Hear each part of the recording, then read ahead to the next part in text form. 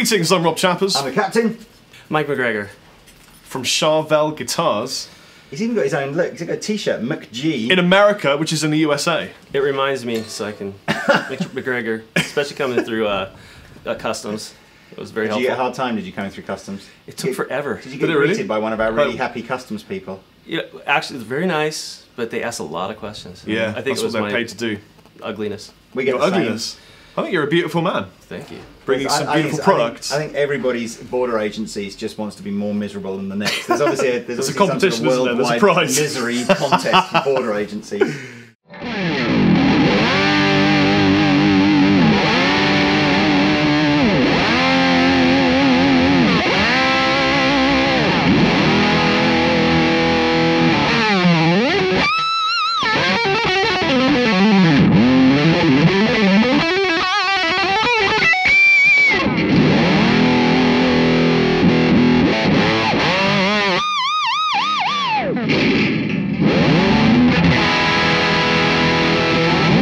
I'm here for the NAMM show. Yeah. That's it. Oh, no, I made a mistake. Exactly the same thing I made every the mistake. other person in the line is basically here for. Well, I made a mistake of saying NAMM show. And he's like, you were in NAMM. I was like, I meant NAMM.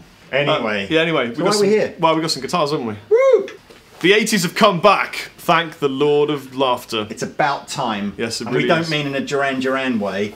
We mean in more of a sort of a Van Halen-y kind of big hair metal, glam, everything. Megadeth. What? Technique.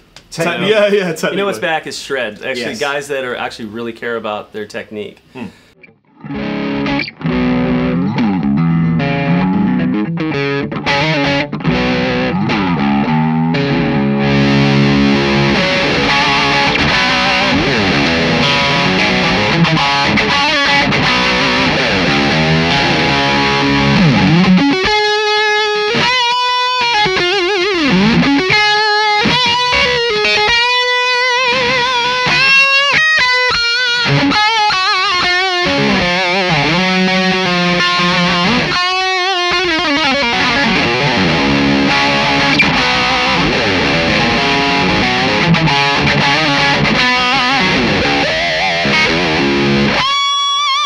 The 90s were cool for guitar players and writers, but what really we get back now is guys that really want to learn how to play the instrument. Yeah, they've got time to work on their craft. Yep. There are a lot more guitar schools now, Berkeley, ACM, working on students and making them good and military, nuclear precision, painful shred. Crazy. And Charvel is here to help you on your way. Yeah. I see these bands now that are like the new crops of bands, and these young kids, they get in there and they check out these guitars, and I'm like, I don't want to pick up a guitar in front of them. You know, and I've been playing for 2 years. Like, what? So tell us about Charvel, because it's kind of, I guess, you know, I started selling guitars back in the 80s, late 80s, and so I kind of probably remember them just about from the first time round, and then they kind of disappeared. Well, they didn't really disappear completely, did they? But they certainly... They went underground. They went a bit underground. Yeah. So what's the story behind... Well, the history, like early in the days, Charvel filled a role that other manufacturers weren't doing. It was like the guys that were players, you know, like acrobatic guitar players, lots of notes. They needed low action, that kind of thing. Eddie Van Halen, Warren DeMartini, Jakey Lee, the early days of shred, you know. So that's what Charvel fit. Was that we took a traditional platform and made it kind of a hot rodded deal, you know, made it faster. It's like buying a sports car like a Mustang and putting bigger wheels on it and an engine that sticks out of the hood, that kind of thing. Mod shop type thing. Exactly. It was a mod shop.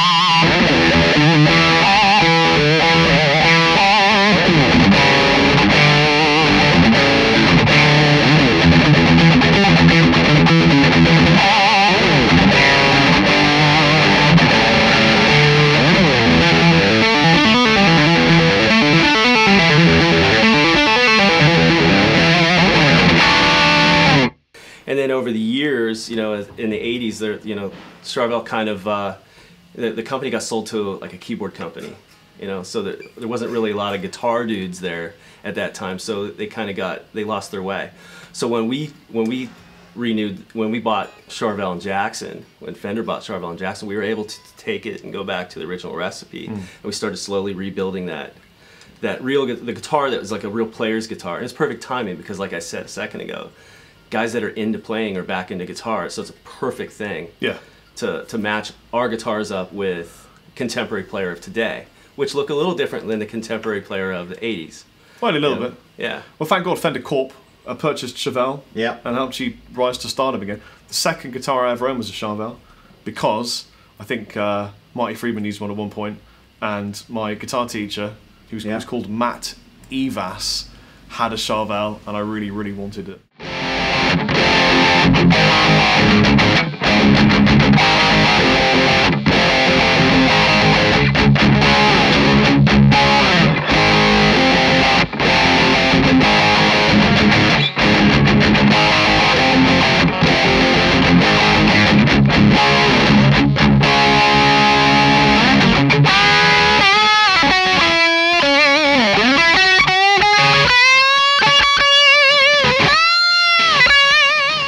My second guitar was a Charvel as well. We were just talking about that earlier. That was kind of cool. I was in Air Force. I have a really kind of a weird story. I was in Air Force at the time, and I was really into Charvels. You were in the Air Force or in a band called Air Force? No, I was in the actual United States in the actual Air Force, right? It's a cool name for a band, anyway. Yeah, it is. Air Force. And I was a drummer, so I was like, I can't lug drums around from the dorms, so I wanted to learn guitar. So I started getting into guitar, and one of my favorite guitarists was a guy named Warren DiMartini from Rat. Yeah. So we're all hanging out on a wing by a wing one day. We're like arms on it, just talking out in the flight line, and everybody's like, hey, I'm getting a tattoo. And I was like, oh yeah, everybody's getting a tattoo. So I got a guitar tattooed on my arm, which is stupid. And, Is it still there? I wish I had and I don't show people. But it's a Charvel. So years later, I'm working for Fender, and I get the job interview. Yeah. In the job interview. Like, why should we employ you? Boom. That's the reason. Yeah, right here. Snakeskin Charvel. Let's go.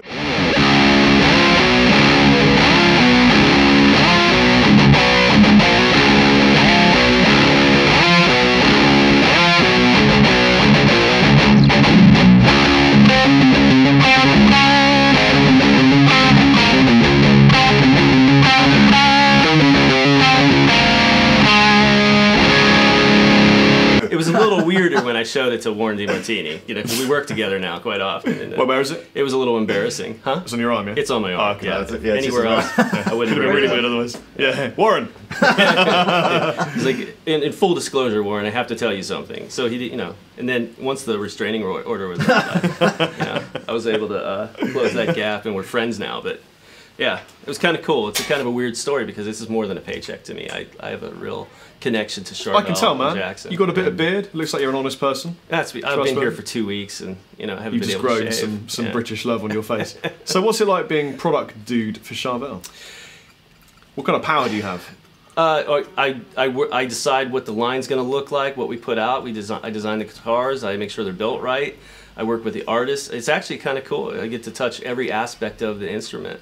And I have a tremendous amount of people that I work with that are really talented, and they keep me out of trouble. So who were the artists you've worked with recently that you thought were really cool, or your favourite artists? We have, since we launched the Desolation series, which targets another part of our market, we started going after artists, and we picked up guys like, we just recently picked up Terry Balsamo from Evanescence, we developed a relationship with him. We got kind of a funny story.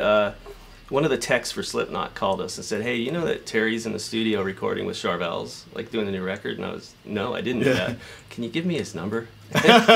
You know, we started working with him. He came to the line very organically. That's what we like to do, like have guys that are actually like into the guitars. We don't want to say, here's some money, play Charvel. You know, we want guys that are coming to us to say, hey, we're really interested in this, I like it, you know?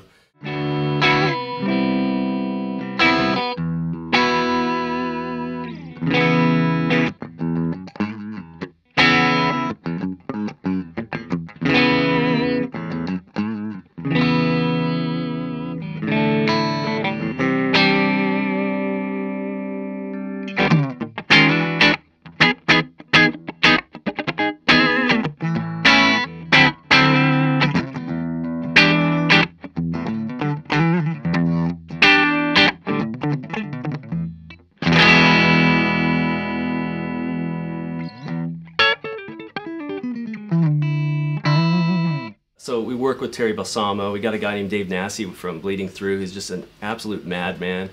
Cool guitarist. We got to bring him over here, bring him through. He does our clinics out in the U.S. and he's just a massive, massive musician. And we've been picking up a lot of these guys like Miss May I and Falling in Reverse. They're like I said, these young kids are stupid. Well, it's like a musicians. renaissance of the feelings associated with 80s rock and metal, isn't it? That's what Charvel for me is all about. Yeah, there's definitely a segment, of people that remember what Charvel is, from the 80s. And we certainly have products that address that.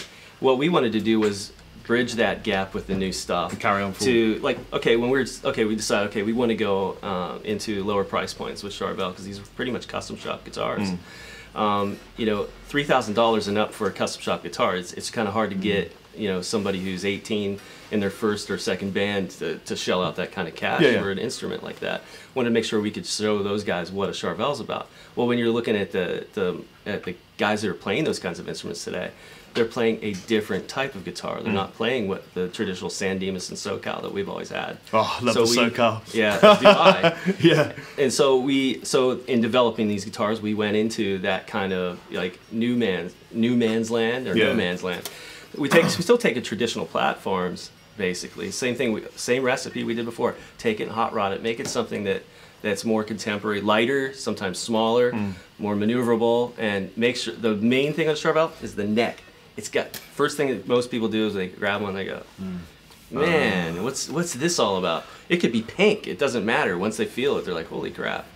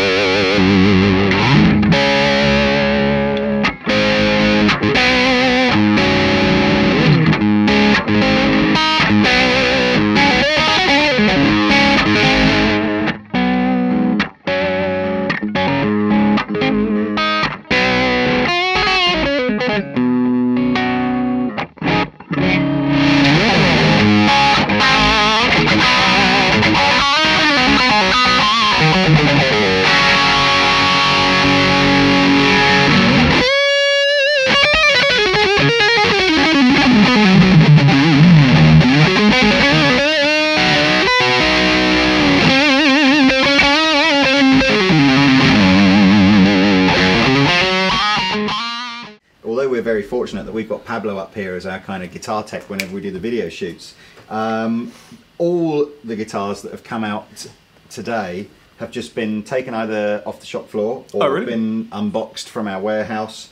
Pablo's given them a tune-up. Probably the Floyds, maybe just a little bit of a double check just to make sure the Floyds are going to be cool. But actually these, we haven't really done anything to these, so these are just stock. That's how they come. Well, I think the first thing I want to say about these, other than that I love them, is that I think you could be forgiven at first glance to think that they look similar to some other competitive brands, but when you pick one up and start playing it, there's really no similarity in feel.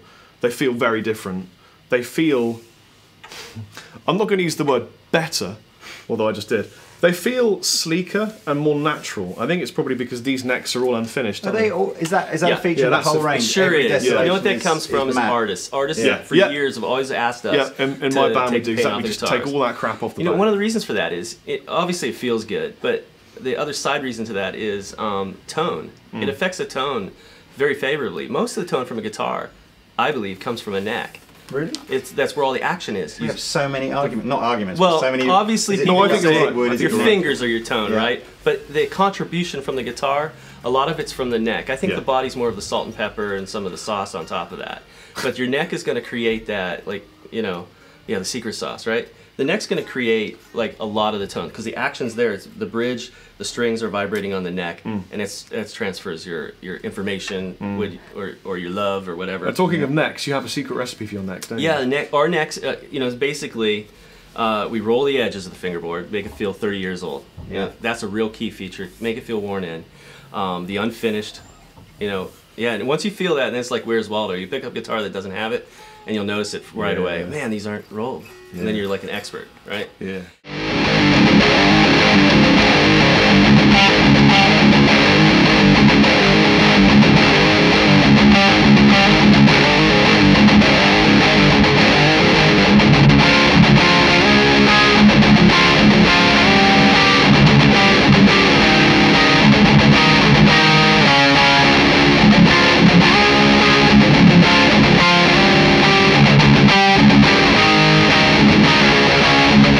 unfinished, obviously, we talked about that. And then real quick, is our compound radius. And for years I've been trying to, how do you explain what a compound radius is and make someone really It's like a regular it? radius. Right. But it's compound. Right. So it's much more compounded. No, compound radius simply is, most of your rhythm playing and chords feel better on a very round surface. So, because your hand curves, right? So down here, it's very round. It's a 12-inch radius. And is that on the board or on the frets? It's on the board and the frets. The frets are bent over, right? Okay. So the fingerboard and the frets are more curved right here. But as you come up to the neck and as you're bending notes and stuff, when you're bending, if it's a very round surface, you start losing the note. So we start flattening out the fretboard as you move up. So it goes from 12 to a 16. So it allows for single note playing. It allows for much more precise playing. So the kid that's at home working on Paganini's Fifth Caprice, or Isn't that a sandwich? Eugene's Trick Bag, or whatever, somebody that's really into like playing. That was me. Can I just say that was me? Me too. That was me. But I have to play at like 70 beats per minute instead of like the 119 that I think I played at 71. Of course you do. I heard you playing here before me. I don't even want to play guitar in front of you. But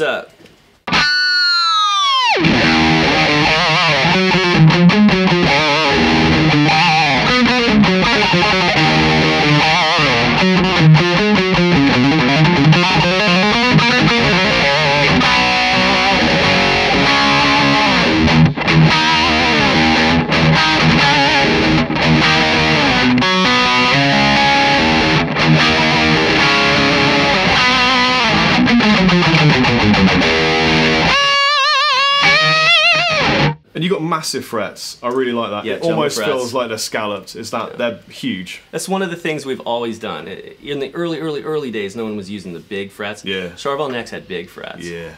So what do we got basically, 5 different shapes in the Desolation Yeah, series? we sure do. So let's just take through the Okay, shapes. right here is the DX. This is modeled after some guitars we did in the 80s, which were the 750 XLs. Yeah. It's 25.5 skill length though, which is different. So that's probably the most, I guess, traditional looking It sure kind of is. rock And guitar in the range, you've isn't just it? removed all the unwanted rubbish like a tone knob. Who needs that? Right. I never use a tone knob ever. If I had my way, all the guitars would just have a volume. I think it's awesome. I'd have no Yeah. volume and just plug it in and Yeah. it's on. Right. Yeah, just a volume knob and 3-way switch. Real simple. Yeah. It's kind of like in a car, you get rid of the brake and the rear view mirror. Just get. You'll figure it out. Okay. So, original Floyd. This is this the same within each shape? Is there always 3 different kind of quality levels within each? No, shape? sometimes there's only Same. one. Like this okay. is the soloists only come in So the DX is DX1. just a DX1. Yeah. So Yeah, basically the neck spec throw. is. Yep, definitely. Show them the back because I think we'll do some Yeah. close-ups on these. But I Yeah. love the It's way a they've neck done the throw. neck through on these. Yeah. Really And cool. what colours does this come in?